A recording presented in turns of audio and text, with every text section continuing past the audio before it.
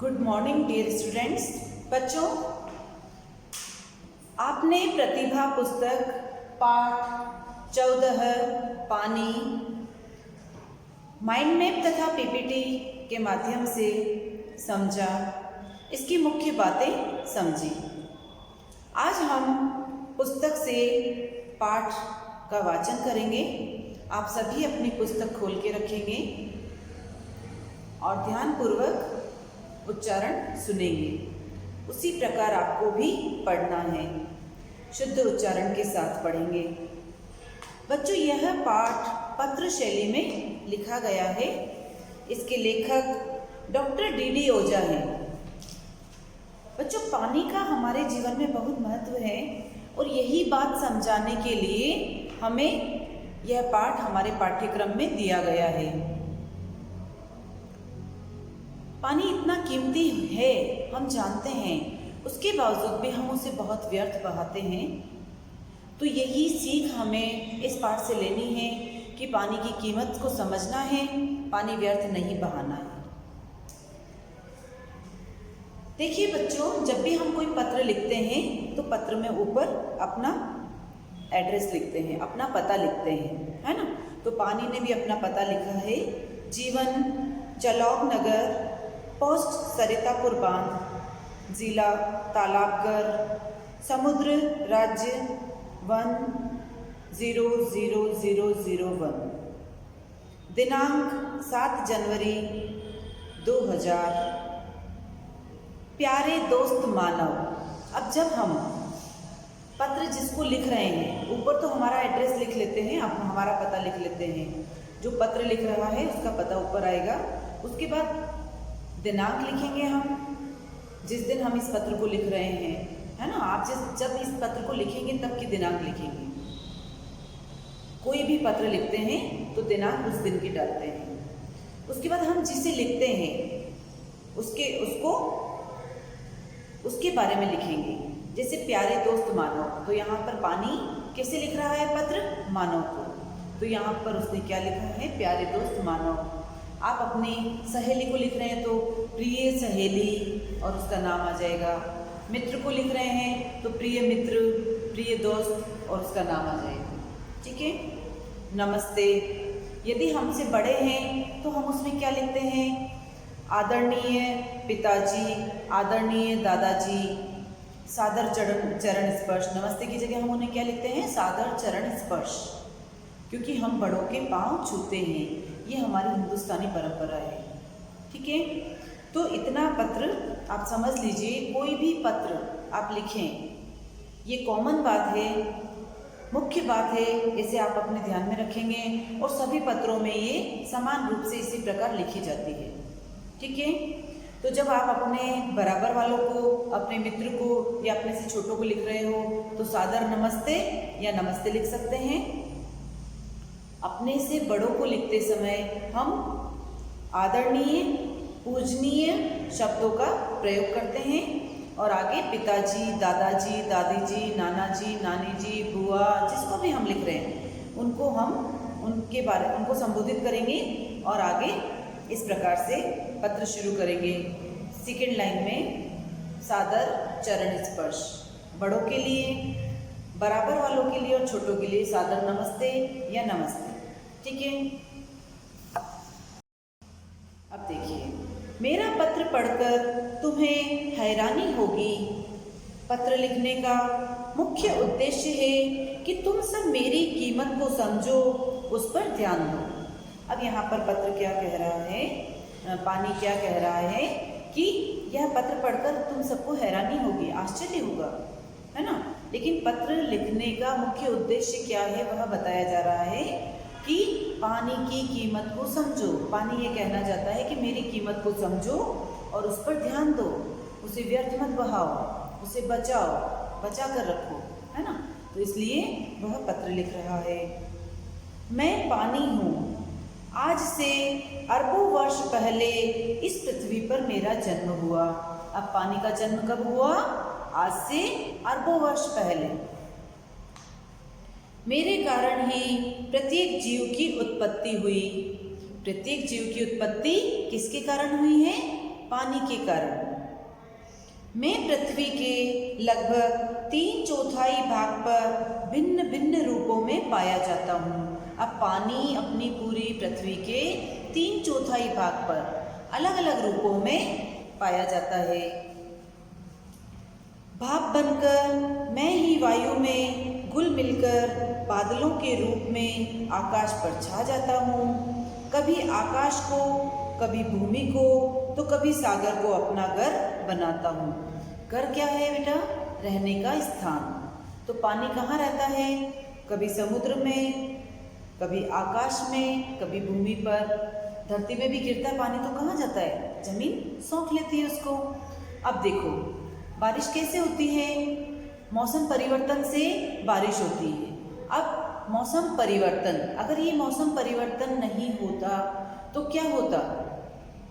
सर्दी, गर्मी, बारिश, ये जो मौसम अलग अलग प्रकार से हम पूरे वर्ष भर परिवर्तित होते हुए देखते हैं, तो इसका क्या कारण है? देखो अभी सर्दी शुरू हुई है तो फसलें पकने के लिए, है ना, फसलें पकेगी इससे।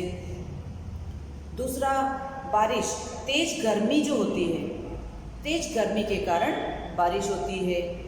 तेज गर्मी से नदियों, तालाबों, झीलों, समुद्रों का पानी भाप बनकर उड़ जाता है।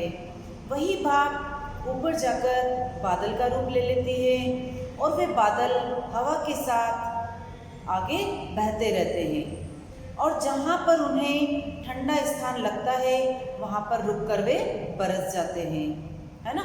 तो हमने देखा होगा, आप लोगों ने देखा होगा कि पहाड़ी स्थानों पर बादल ज़्यादा रुकते हैं और वहाँ पर वर्षा ज़्यादा होती है। और जहाँ पर पेड़ लगे हुए होते हैं, पेड़ पौधे जहाँ होते हैं वहाँ ठंडक होती है, वहाँ भी बारिश अधिक होती है। आप सोचते होंगे कि मेरा प्रत्येक रूप आपके लिए उपयोगी है, परंतु ऐसा नहीं है। मेरा तो केवल शुद्ध एवं स्वच्छ रूप ही आपके लिए उपयोगी है। अब देखो पानी तो 3/4 भाग पर है, लेकिन क्या वह सारा पानी हमारे लिए उपयोगी है? नहीं, उसका कुछ ही अंश जो स्वच्छ है, जो शुद्ध है, वही हमारे काम में आता है। इस रूप में मैं 3% से भी कम केवल तालाबों, झरनों, नदियों एवं भूजल के रूप में पाया जाता हूँ। अब ये केवल 3%, जितना पानी है ना, 3/4 भाग का 3% भाग ही नदियों, तालाबों, झरनों और भूजल यानी ज़मीन के अंदर जो पानी है, बस यही हमारे काम का है, हमारे लिए उपयोगी है। मुझे तो दुख इस बात का है कि आपने मेरे इस रूप और महत्व को समझा ही नहीं। अब पानी क्या कह रहा है कि मुझे बहुत दुख है इस बात का कि आपने मेरे इस रूप और इस महत्व को समझा ही नहीं कि पानी कितना महत्वपूर्ण है हमारे लिए, सभी प्राणियों के लिए, मानव जीवन के लिए, प्रकृति के लिए, पेड़ पौधों के लिए पानी बहुत आवश्यक है, महत्वपूर्ण है, फिर भी हमने उसकी कीमत को नहीं समझा।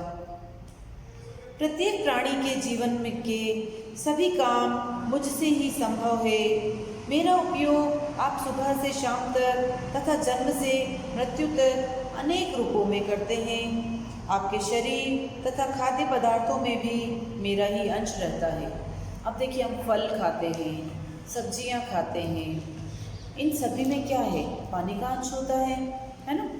तो हम किसी ना किसी रूप में पानी को दिन भर काम में लेते हैं और दैनिक दिनचर्या के प्रत्येक कार्य, पूरे दिन भर में सुबह से लेकर रात तक जो भी काम हम करते हैं, सभी में कहीं ना कहीं किसी ना किसी रूप में पानी का उपयोग किया जाता है। पेज नंबर 87 पर देखिए बच्चों, फर्स्ट लाइन। मेरी मांग दिन प्रतिदिन बढ़ती जा रही है। जनसंख्या में वृद्धि, तेजी से बदलता रहन सहन, खान पान के ढंग से मुझ पर दबाव बढ़ता जा रहा है।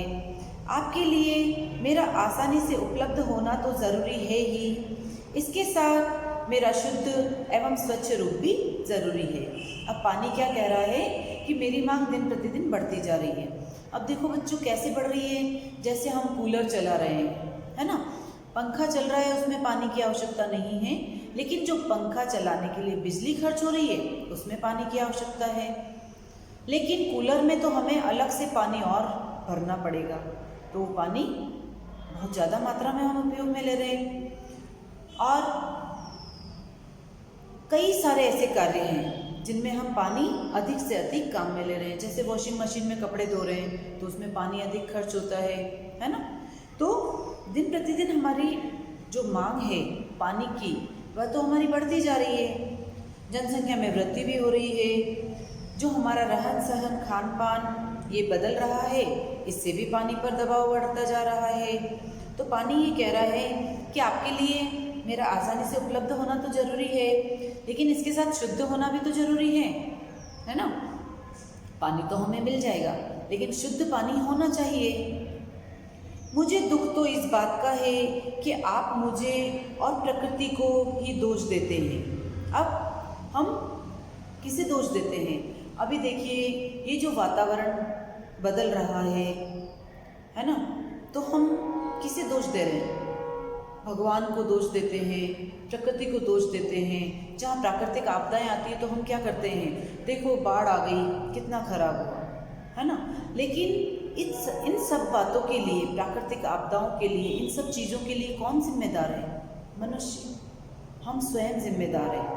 हम दिन प्रतिदिन जंगलों को काटते जा रहे हैं, जनसंख्या में वृद्धि होती जा रही है, रहने के लिए घर बना रहे हैं तो हम जंगल कम होते जा रहे हैं, जंगलों को काटते जा रहे हैं, पक्की सड़कें बन रही है तो जंगल कम होते जा रहे हैं, है ना। तो इस प्रकार क्या हो रहा है, पानी की कमी होती जाएगी धीरे धीरे, अभी भी हो रही है। कई स्थानों पर आपको पता नहीं है कि वहाँ पर पानी की कितनी किल्लत है ना। अभी आप लोगों को तो आसानी से पानी मिल जाता है, इसलिए आपको उस कमी का एहसास नहीं है। प्रकृति को यदि आप सुरक्षित रखते हैं तो प्रकृति अपने प्यार तथा खजाने को आपकी सेवा में दे देगी। अब देखो ये जो प्रकृति है ना, प्रकृति मतलब पेड़ पौधे, नदियाँ, तालाब, झरने, है ना, जंगल, ये सब क्या है, प्रकृति है। तो इन्हें यदि हम सुरक्षित रखते हैं, इनकी हम समुचित देखभाल करते हैं तो ये हमें बहुत सारे उपहार देगी।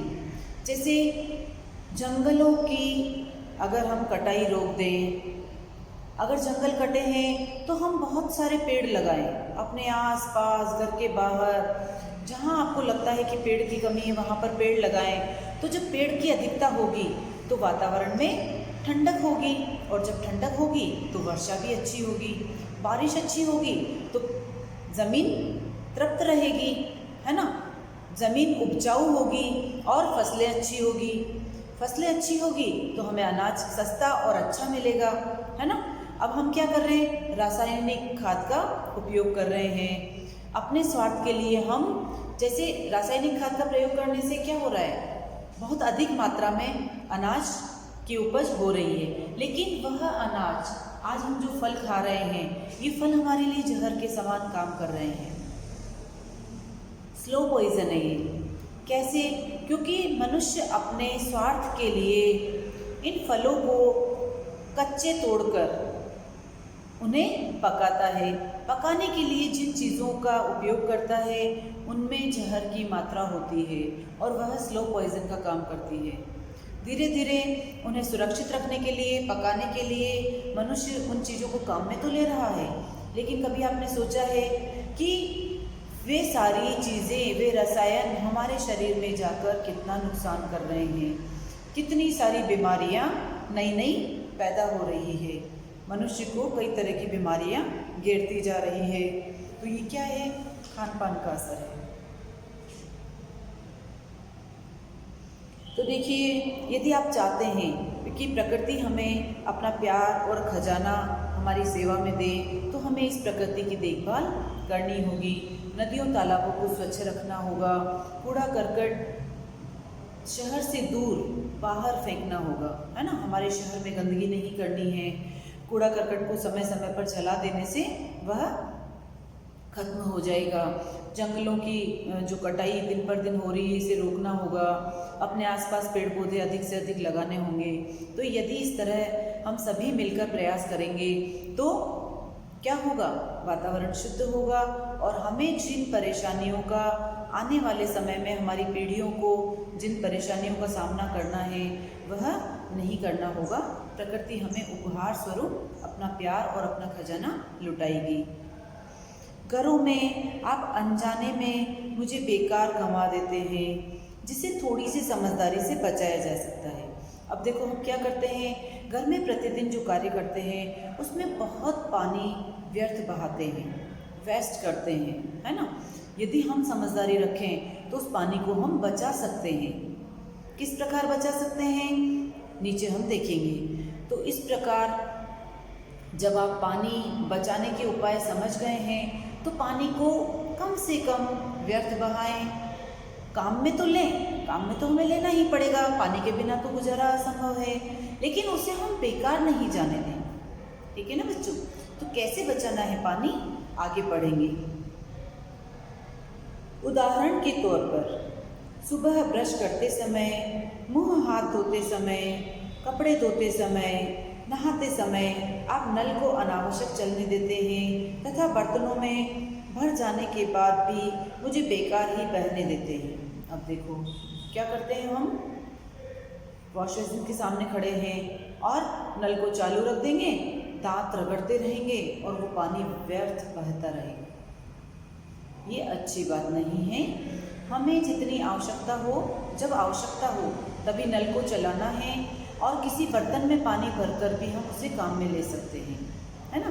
तो इस प्रकार पानी कम बहेगा, फालतू नहीं बहेगा और आवश्यकता के अनुसार हम अपना काम भी कर लेंगे। हाथ मुंह धो रहे हैं तो भी हमें किसी बर्तन में पानी भर लेना है, नहाते समय भी बाल्टी टब भर के फिर हमें नहाना है ना। शावर के नीचे या नल के नीचे बैठ के नहाते रह रहे हैं, मज़ा तो आता है, लेकिन पानी कितना व्यर्थ बह रहा है उसके बारे में सोचिए। कभी कभी नल खराब होने से टपकने लगते हैं, जिसे आप समय पर ठीक नहीं करवाते और मैं बहता ही रहता हूँ। अब देखिए जब नल खराब हो जाता है ना, तो क्या होता है, टपकता रहता है पानी, हम ध्यान नहीं देते हैं। तो हमें क्या ध्यान रखना है, नल खराब होते ही फटाफट प्लम्बर को बुलाना है, नल ठीक करने वाले को बुलाना है और उसे ठीक करवाना है ना। पानी बिल्कुल एक बूंद भी व्यर्थ नहीं जाना चाहिए। अपनी तथा मेरी भलाई के लिए आपको यह रवैया बदलना होगा। पानी क्या कह रहा है, पानी क्या समझा रहा है हमें कि आपकी भलाई भी है इसमें और मेरी भी भलाई है।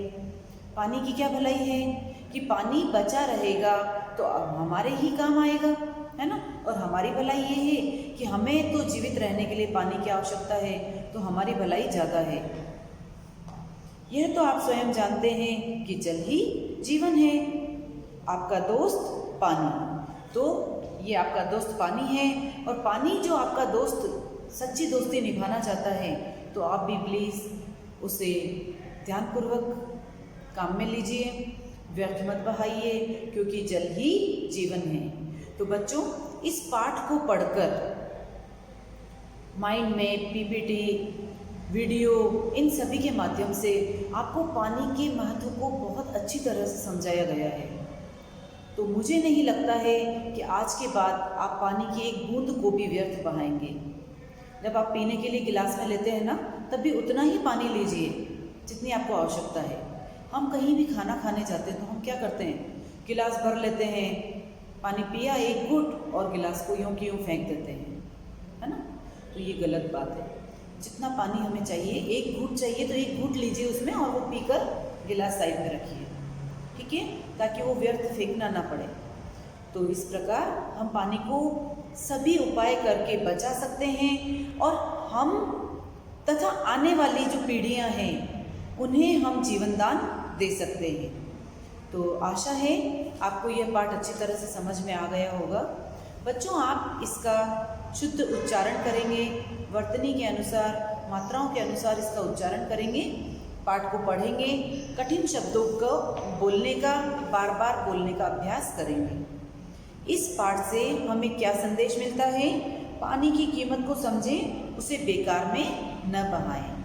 ठीक है बच्चों, तो आशा है आपको ये पाठ अच्छी तरह से समझ में आ गया होगा। फिर भी यदि कोई प्रॉब्लम है तो आप मुझसे पूछ सकते हैं।